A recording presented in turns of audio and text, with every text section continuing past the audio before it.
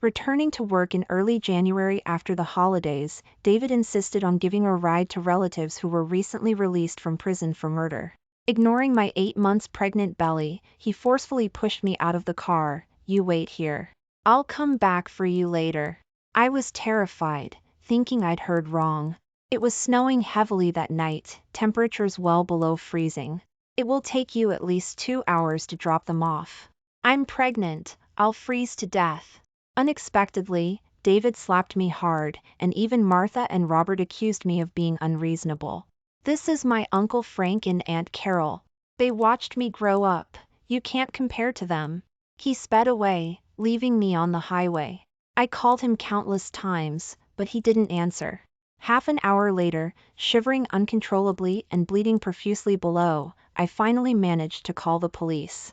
"Hello, my car was stolen on Interstate 94 near Riverbend by wanted murderers." "What? You want me to wait for you on this isolated stretch of highway? I'll freeze to death." I pleaded desperately, but David wouldn't listen, determined to push me out of the car. Returning to work in early January after the holidays, we were driving Martha and Robert home when we encountered David's relatives at a highway rest stop. They were standing by the roadside with bags and suitcases. David and Martha and Robert couldn't bear to see them like that. They quickly stopped the car, offered apologetic smiles, and welcomed them in, telling me in a stern voice to get out quickly. I looked closely and recognized them as David's Uncle Frank and Aunt Carol, who claimed to have just been released from prison. I clung to the car door, refusing to get out, filled with terror. "David, do you have any humanity? It's temperatures well below freezing outside. Besides, they're murderers, just released from prison. How can you give them a ride?" Hearing my words, he became furious and kicked me straight out of the car. "Sarah, how dare you speak like that? They're my Uncle Frank and Aunt Carol. They watched me grow up. How can you compare to them? I'm not saying I'm not coming back for you. Just get out of the car, or don't blame me for being rude." At this point, Uncle Frank and Aunt Carol chimed in. "We watched David grow up. You just married him. How dare you talk to us like this? Do you really think you're someone important?" I fell to the ground in a heap, my abdomen in severe pain. It took all my strength to get up with difficulty. But he ignored me completely, instead helping Uncle Frank with his things and urging them into the car. I stood by the heavily snowing highway, with my 8 months pregnant belly, lightly dressed, shivering from the cold. I looked at him in disbelief, pulling hard on the car door. "David, are you really going to leave me here?" David yanked my hand, his nails digging into my skin. It hurt so much I had to pull my hand back. "Sarah, stop making a scene. I'm just dropping off Uncle Frank and Aunt Carol first. I'll be back for you later." "I'm not leaving you here. Just wait patiently, or couldn't you just flag down a ride back?" His words were like knives, stabbing into my heart one by one, leaving it bleeding profusely. Tears blurred my vision, and they couldn't stop falling down my cheeks. This was an isolated stretch of highway, it was late, and it was snowing heavily. I couldn't last long at all. And he told me to flag down a ride? Who would stop for me? He didn't think of me at all, only wanted to abandon me. "No, don't leave me. I'm carrying your baby. I'll have a miscarriage." Martha and Robert, in the back seat, chimed in. "Don't be so dramatic. You just have to wait here. You won't really freeze to death. He'll be back for you, you won't die. Stop being so difficult." Uncle Frank and Aunt Carol immediately joined in condemning me. "Exactly. Martha is right. You won't really freeze to death. You're a grown woman. Will you die waiting for a bit? Don't you know to defer to your elders? Ultimately, we're the real family. What are you? How dare you defy your elders?" I shook my head, crying desperately. I knew staying here would really kill me. I kept holding on to David's hand. "Let go! Sarah, let go of my hand!" David's voice was full of anger. He raised his hand and slapped me hard, pushing me away. "Enough! Stop it!" He turned and got into the car. I was slapped to the ground, my face was swollen and stinging. I couldn't believe the man who used to have eyes only for me would hit me for his relatives, and hit me so hard. Before I could react, David had driven away, leaving me completely alone on the highway. The silence all around terrified me. I didn't even dare to cry out loud. Tears blurred my vision again and again, and I wiped them away. I desperately held my phone, trying to contact David. But as time ticked by, my limbs started to freeze and stiffen, and he still didn't answer my calls. I don't know how long passed. With severe hypothermia, the pain in my abdomen became exceptionally clear. A warm flow suddenly came from beneath me. Looking at the gushing blood, I realized that this man was truly unreliable. Trembling, I dialed 911, trying to stay conscious. Finally, help arrived. I was taken to the hospital. All the doctors and nurses in the emergency room were shocked by what they saw. My face was pale, my body icy cold, sweat beaded on my forehead, and there was a pool of blood beneath me. Why is there so much blood? We need to act fast. Are any family members with you? I shook my head, remembering how cruel David had been leaving me on the highway, and I felt I had cried all my tears. For his relatives, he had abandoned me, 8 months pregnant. At this critical moment, my phone finally connected. When Martha heard I was in the hospital, she urged him to see me. David, maybe you should go see Sarah. She's in the hospital, nothing bad happened, did it? His words shocked me. Don't worry, she's 8 months pregnant. How could anything happen to the baby? Besides, who knows if she's faking it? It's just dropping off Uncle Frank and Aunt Carol. It's her fault for being so dramatic. It'll teach her a lesson. Anyway, she's pregnant, and her parents are abroad. Who would want her if she leaves me?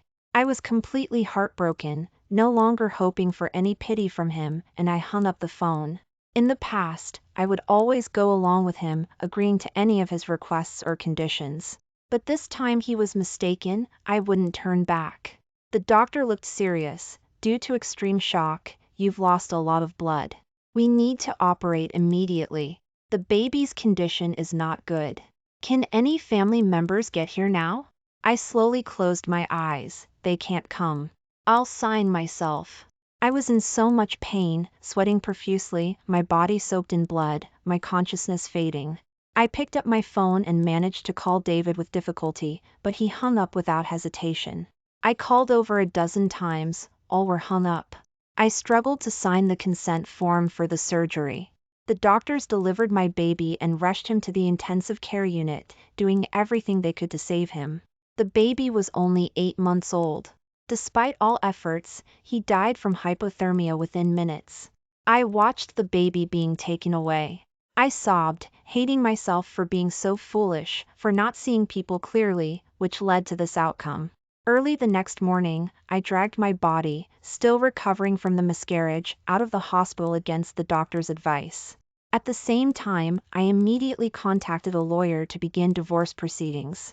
This matter also alerted my parents, who were far away. They dropped everything and rushed here after receiving the news, arriving soon. I got my dead phone back, charged it quickly, but saw no missed calls from David. Suddenly, I saw news photos of wanted fugitives. Among the many faces, I immediately recognized the want. Ed murderers with a $100,000 reward, weren't they David's Uncle Frank and Aunt Carol?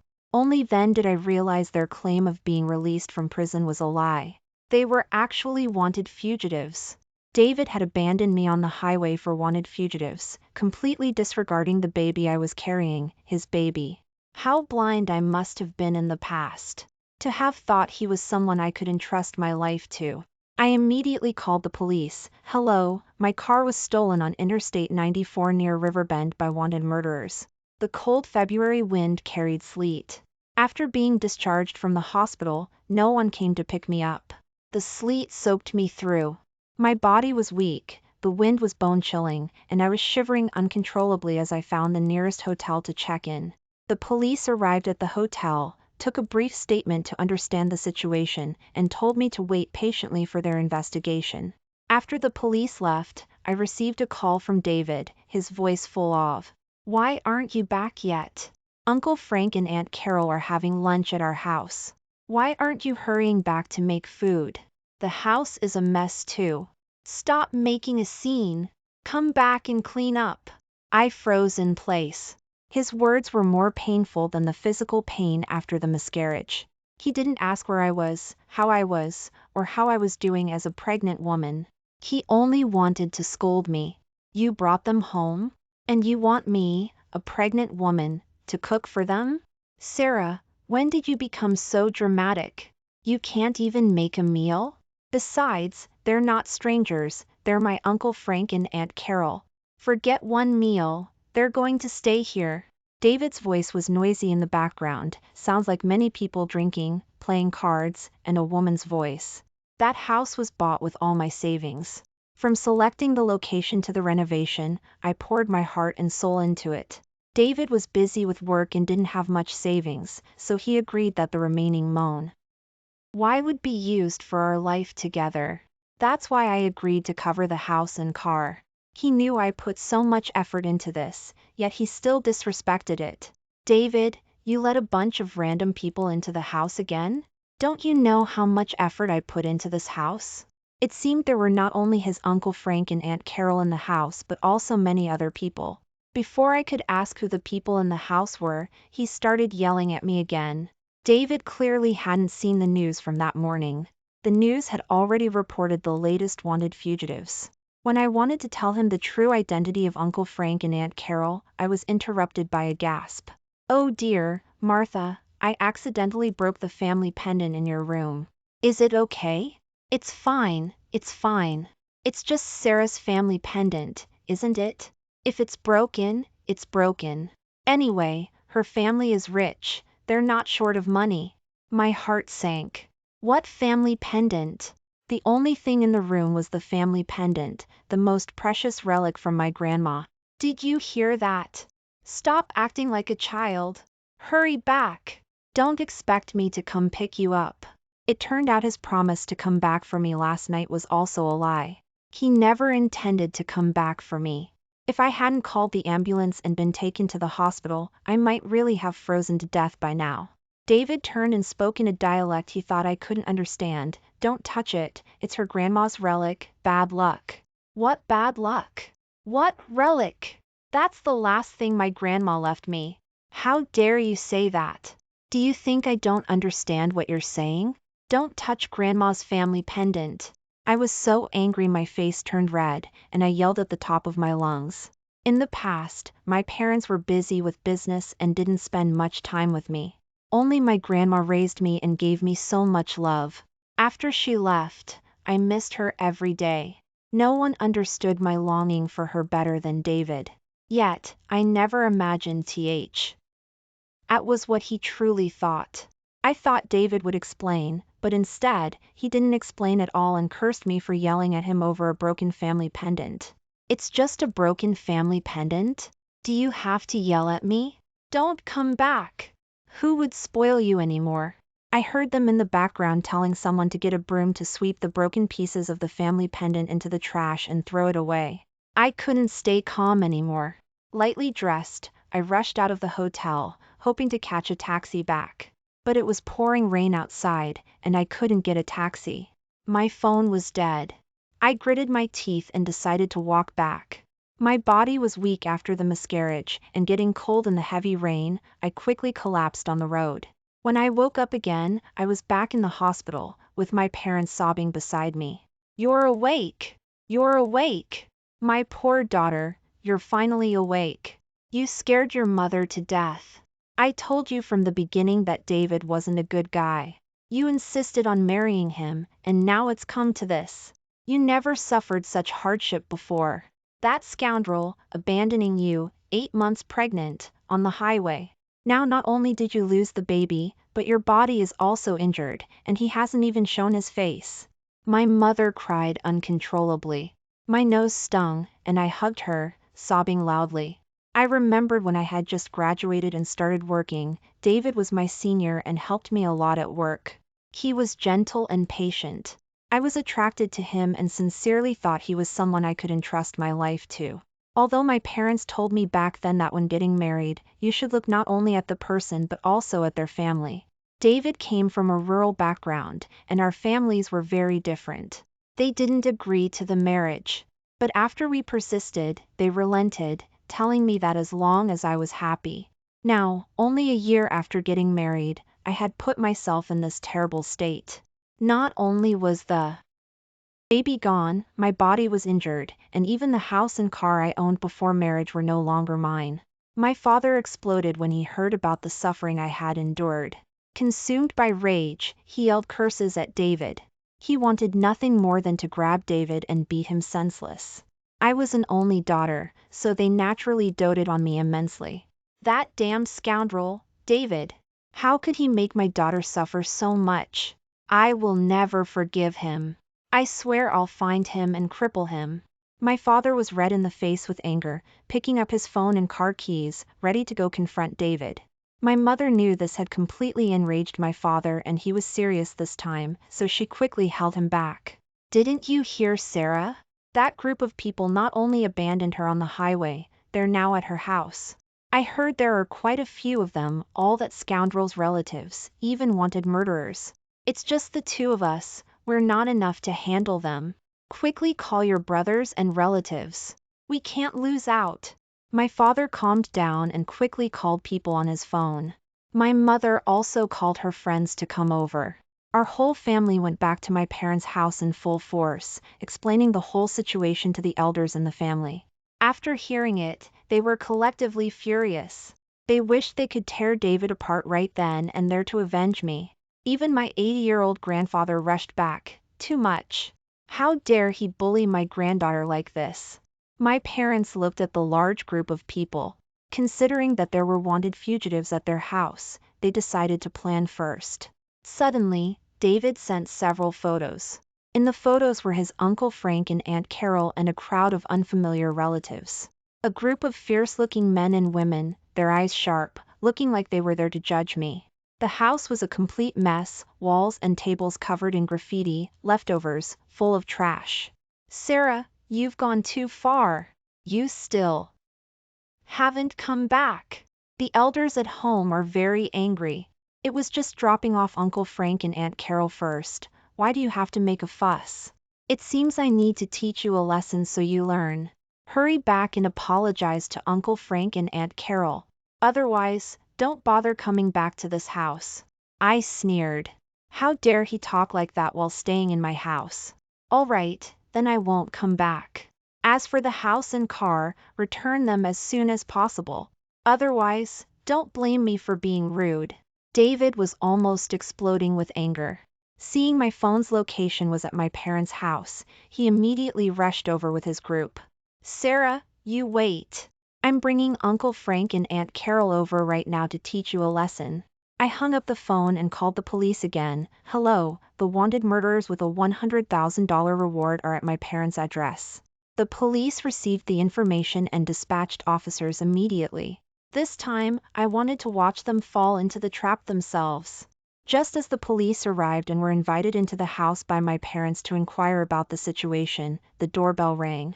David arrived at the doorstep with his Uncle Frank and Aunt Carol and a large group of people in full force.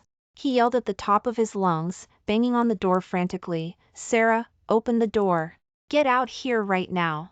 This sound startled the police officers. Only a debt collector would be this furious. Are you scared to open the door?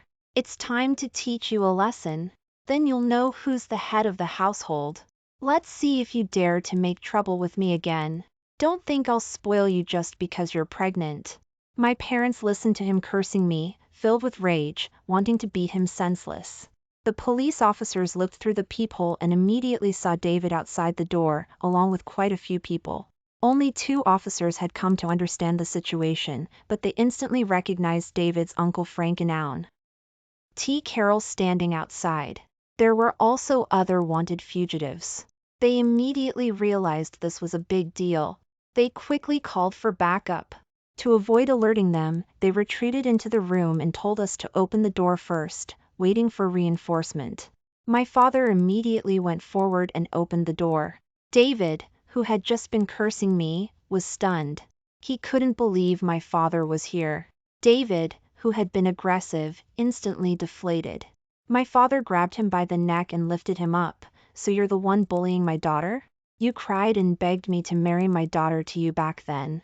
Now, only a year later, you've shown your true colors? He punched him hard in the face.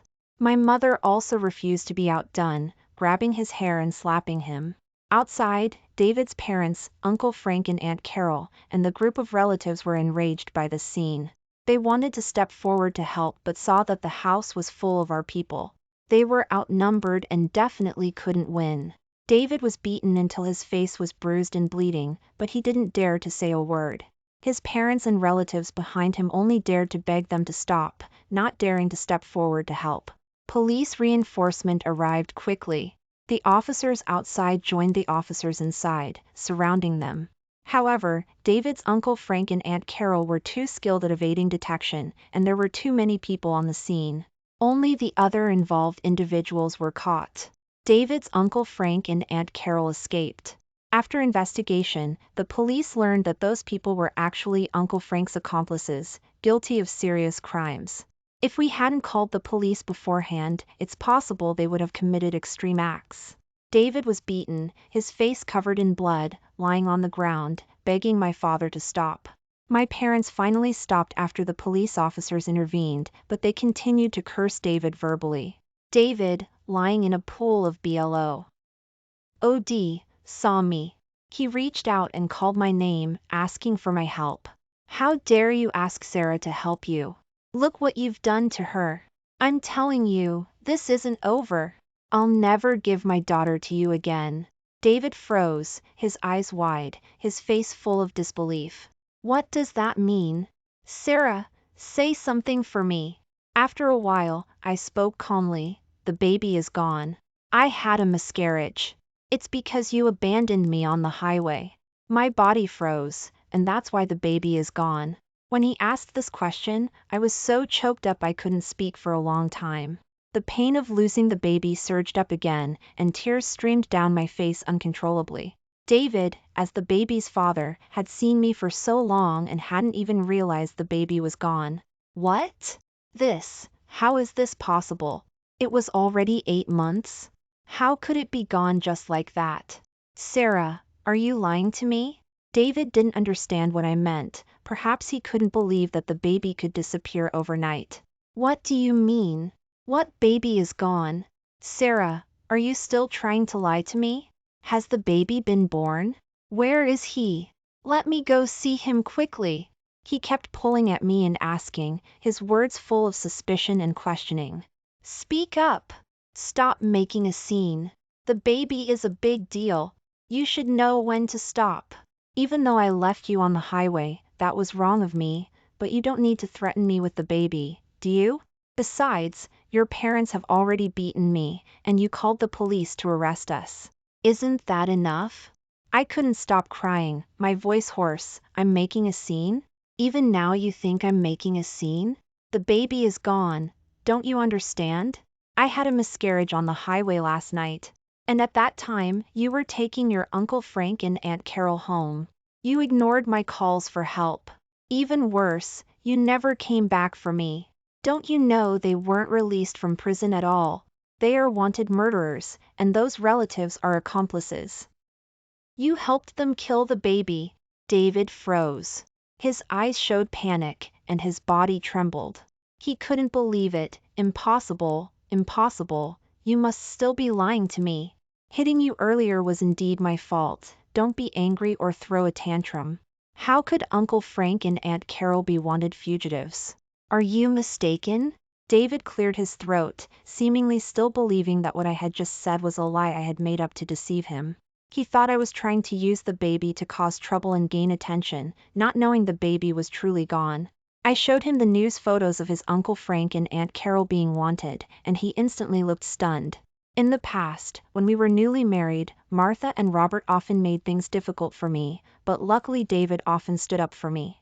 We loved each other, and I didn't dwell on it too much. Who knew he would change after I became pregnant? And now, with the baby gone, the last straw broke our relationship. I didn't want to love him anymore, and it was time to leave this marriage. Martha and Robert also tried to persuade me, now that the misunderstanding is cleared up, stop making a fuss. The baby must have been born already. Quickly bring him out for us to see. I couldn't help but let out a bitter laugh. Even now, they weren't willing to believe it. Seeing how thin and pale I was after the miscarriage, David showed no concern at all. I had given up completely, having no expectations of him, and turned to leave. Whatever. Remember to meet me at the lawyer's office/courthouse tomorrow. What? The lawyer's office/courthouse? Sarah, what does that mean? You want to divorce me? You want a divorce over such a small matter?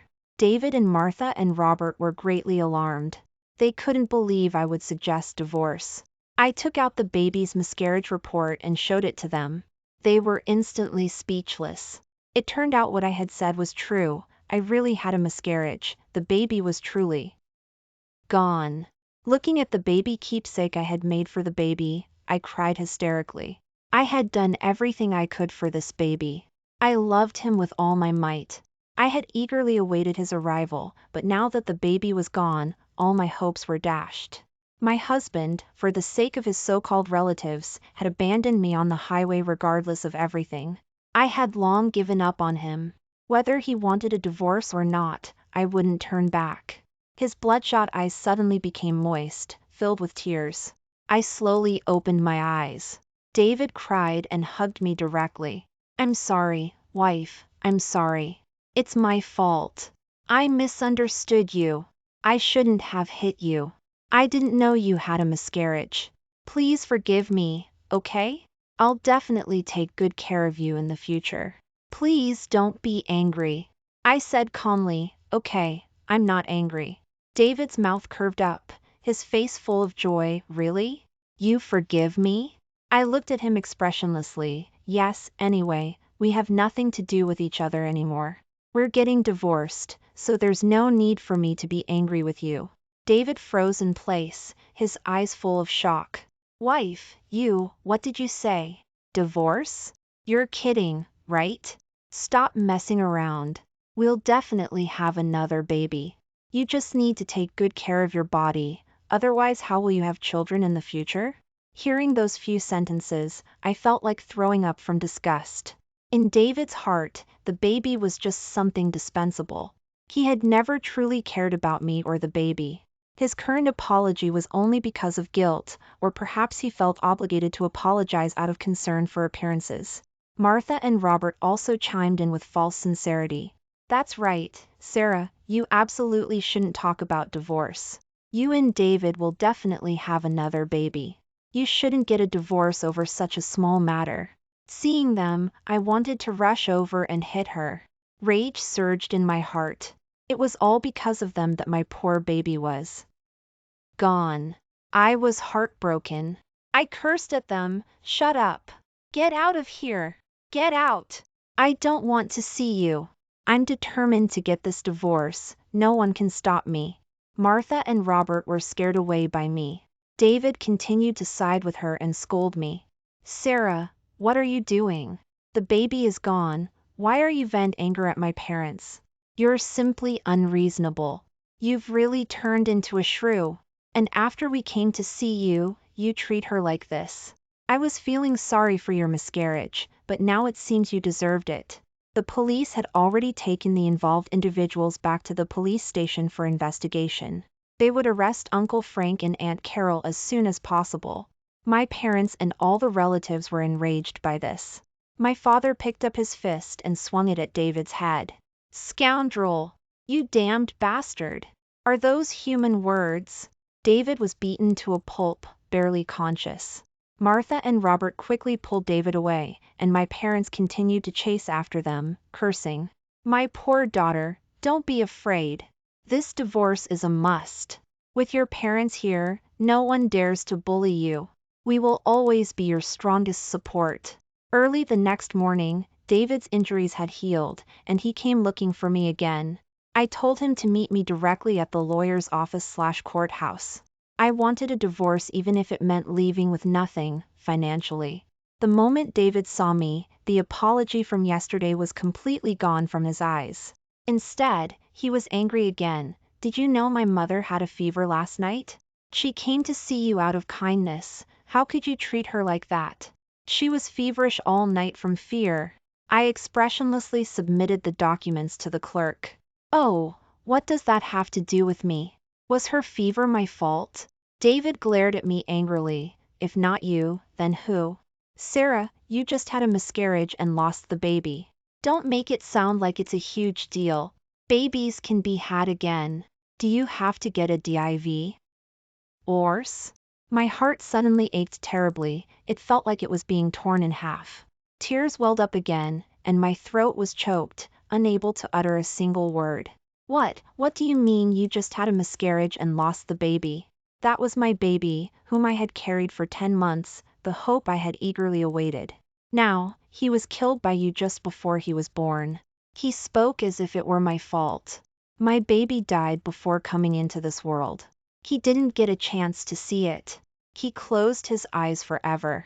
This kind of heartbreaking pain is something only a mother can feel. David realized he had said the wrong thing and changed to a more gentle tone to persuade me. Are you sure you want a divorce? We really can't. I didn't say a word. David also knew there was no possibility of winning me back, so he submitted the divorce papers. Okay, if you insist on a divorce, then let's get one. Just don't come begging me to come back later. I turned and left, with no lingering feelings for David in my eyes. After divorcing David, I received dozens of missed calls from him. The news reported that David had abandoned me on the highway for giving a ride to wanted murderers, causing my miscarriage. The police were investigating the matter and gathering evidence for a conviction. The leak of this matter was due to the security camera footage recorded at the highway rest stop. Although their faces weren't visible, their voices were clearly audible. It confirmed that David had picked up the couple and left me on the highway. I sued David and his Uncle Frank and Aunt Carol, accusing them of plotting against my unborn child. They were all now facing prison sentences. None of them would escape. David wanted me to testify falsely in court for them. If they still went to prison, he wanted me to sign a statement requesting leniency. I couldn't help but sneer. Did David still think I was his wife? I turned and contacted the police. I am the pregnant woman who was abandoned on T. He highway the other day by someone giving a ride to wanted murderers, which caused my miscarriage. I want to testify. David was an accomplice. He not only helped his Uncle Frank and Aunt Carol cover up their murder, but he also tried to cause the loss of my child. When I arrived at the police station, David was shocked to see my testimony. Sarah, you vicious woman. How can you slander me? When was I ever an accomplice? My parents have been crying for so long because of this. How can you be so shameless and slander me? Unexpectedly, even now David was still siding with his Uncle Frank and Aunt Carol. If you want to help your Uncle Frank and Aunt Carol, don't blame me for being ruthless. Me slandering? The evidence is clearly laid out before you, and you still have the nerve to say I'm slandering you? David glanced at me, full of disdain. What evidence? It's just fabricated stuff. My Uncle Frank and Aunt Carol said they didn't do these things at all, and I believe they couldn't possibly do such things. Security camera footage can be faked, but how can eyewitness testimony be faked? The course of events was precisely because Uncle Frank and Aunt Carol had just committed murder and happened to encounter David's car. That's why they resorted to this desperate measure to get a ride, abandoning me on the highway and causing my forced miscarriage. I didn't want to argue with him. After handing over my testimony to the police, I left the police station. David's Uncle Frank and Aunt Carol were already wanted fugitives, and now their crimes were compounded. David found me again, furious, and demanded I sign a statement requesting leniency to bail her out. His eyes were red as he ordered me. Uncle Frank and Aunt Carol are innocent. They must have been framed. I believe they didn't kill anyone intentionally. How can you be so malicious? I refused to sign the statement requesting leniency to the death. David grabbed my hair tightly. David, are you crazy? Let G. O of me immediately. He seemed to have completely lost his mind, choking me and slapping me repeatedly. You bitch. It's all because of you. They were arrested and put in prison because of you. I can't believe you're so malicious. Women like you should die. I was dizzy from David's beating, completely unable to resist. I was in immense physical and emotional pain. I had long had no expectations of him.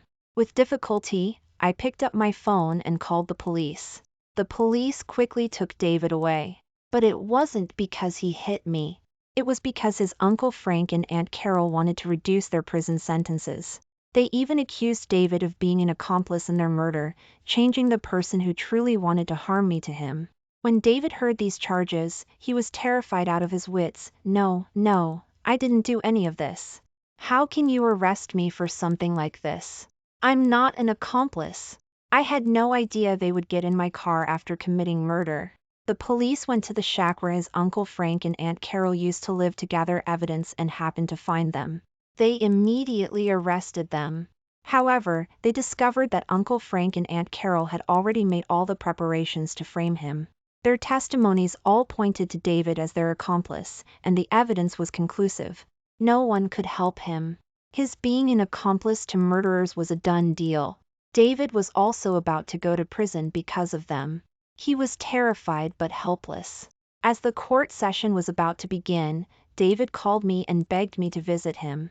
He cried and pleaded with me, and I softened. In the end, I chose to go see him. In the courtroom, a gaunt-faced David saw his Uncle Frank and Aunt Carol again. Why? Why did you frame me? I gave you a ride out of kindness. Why did you frame me? I spoke up for you, defended you, but you pushed the blame onto me. David roared at Uncle Frank and Aunt Carol, his angry voice echoing through the courtroom. Only then did I understand. It turned out that the reason Uncle Frank and Aunt Carol wanted to get in David's car was so they could frame him now and make it the evidence for his conviction. Uncle Frank and Aunt Carol remained silent, just watching him with contempt in their eyes. Later, I had someone investigate the background of David's Uncle Frank and Aunt Carol. I found out that the couple suffered from severe mental illness, typical antisocial personality disorder. David cried uncontrollably. He desperately wanted them to explain to him. But there was nothing. Sitting across from him, they watched everything with expressionless faces. All the evidence was presented. David was also charged with aggravated assault for hitting me. It wasn't until the judge declared Uncle Frank and Aunt Carol not guilty due to mental illness, while David was sentenced to prison, that his emotions completely broke down. He yelled and screamed in court, even almost assaulting a police officer. Uncle Frank, Aunt Carol, say something. Why aren't you listening to me? I did so much for you. Why are you doing this to me? Let go of me. Let go of me. David couldn't accept any of this. He had only kindly given them a ride, yet he had to endure a prison sentence. The police officers restrained David. His Uncle Frank and Aunt Carol were taken away. There was a sinister smile on their faces. They seemed to be enjoying the fruits of their victory. David cried heartbreakingly. He was desperate, heartbroken, but there was nothing he could do. Suddenly, he spotted me sitting in the spectator section. David cried and apologized to me, his voice hoarse. Wife, I was wrong. Please forgive me. I have nothing now. I only have you. I still love you. Please save me. I really don't want to go to prison. Hearing those words, I felt a surge in my stomach, a wave of nausea. My forehead and face were covered in scars from where he had hit me. They were still bandaged. The shocking scars were still aching faintly. The painful experience of being beaten was vivid in my memory. Yet he said he loved me and asked me to save him. I wanted to rush over and beat him. I no longer had any love for David, not even a shred of pity. He had brought this situation upon himself. He was getting what he deserved. He didn't deserve anyone's sympathy. He was suffering the consequences of his own actions. David was crying out to me as the prison guards dragged him away. Before leaving the courtroom, I saw Uncle Frank and Aunt Carol smiling triumphantly. As typical antisocial personalities, they were experts at destroying other people's families. Humph, didn't expect me not to go to prison, did you? I'll be out soon. And you, your baby, your husband, even your health, are all gone. And I, no matter what I do, won't be punished. I can continue to harm people." The couple laughed wildly, arms crossed, their eyes full of disdain. "Are you angry? Good. Being angry is good. It's useless even if you're so angry you die. Ha ha ha." The pain of losing my child surged up again. I stared at her fiercely. Rage boiled in my chest. I clenched my fists in anger, wanting to tear her apart right then. But all I could do now was endure. I already had a plan in mind. The next day, I went to the prison to see David. He was very happy to see me. "Wife, you came to see me. I knew you would come to see me. It was all my fault before. I promise I won't ever." I didn't want to hear those words anymore. I took out the recording of Uncle Frank and Aunt Carol. It contained not only their confessions of the crime but also things about David. "Didn't expect your marriage to be so pathetic. Now we've even found a scapegoat. He's completely stupid. I've already gotten him put in prison, and he's still speaking up for us. Isn't that silly? Ha ha ha, serves him right. David deserves to be in prison. You losing your baby also serves you right." When David heard these recordings, his face turned red with anger, his eyes wide. Now he not only didn't love Martha and Robert anymore, he even hated her completely. What I wanted to do was make them turn on each other, to have David deal with her himself. At my urging, David decided to appeal. He saw Uncle Frank and Aunt Carol in court again. Just as they were about to come out from the opposite side, David somehow broke free from his restraints. He climbed over the railing and pulled out a small knife from his sleeve. Almost instantly, David lunged at Uncle Frank and Aunt Carol, tackling them to the ground. He stabbed the small knife directly into their necks, forcefully plunging it in. Blood splattered everywhere. Immediately, both Uncle Frank and Aunt Carol and David were covered in blood. "It's all your fault. You killed my baby. You got me put in prison. You two are demons. I'm going to kill you. I'm going to avenge my dead baby." David had completely gone mad. He stabbed them in the neck again and again. The police behind him struggled with all their might to restrain him and wrest the knife from his hand. David was forcibly taken away by the police. Uncle Frank died on the spot. Aunt Carol was severely injured. I could only watch helplessly as the baby in my womb left me, and I fainted on the road. And now they have also tasted the suffering I endured in the same way. They paid the price they deserved to pay, the price of death. I also got revenge for my unborn child and for the harm I suffered. Since they had no relatives here, no one claimed her body after she died. I had someone hastily handle her funeral and buried her somewhere random. As for David, he had already committed a crime, and now he was responsible for another death. With multiple offenses, he was ultimately sentenced to life imprisonment. He would spend the rest of his life in prison, which could be considered atonement for himself. A month later, I heard that David committed suicide in prison. After entering prison, his body and mind suffered a huge blow. As a result, he developed a severe mental illness. Unable to accept everything, his mental state deteriorated. Ultimately, he chose to commit suicide.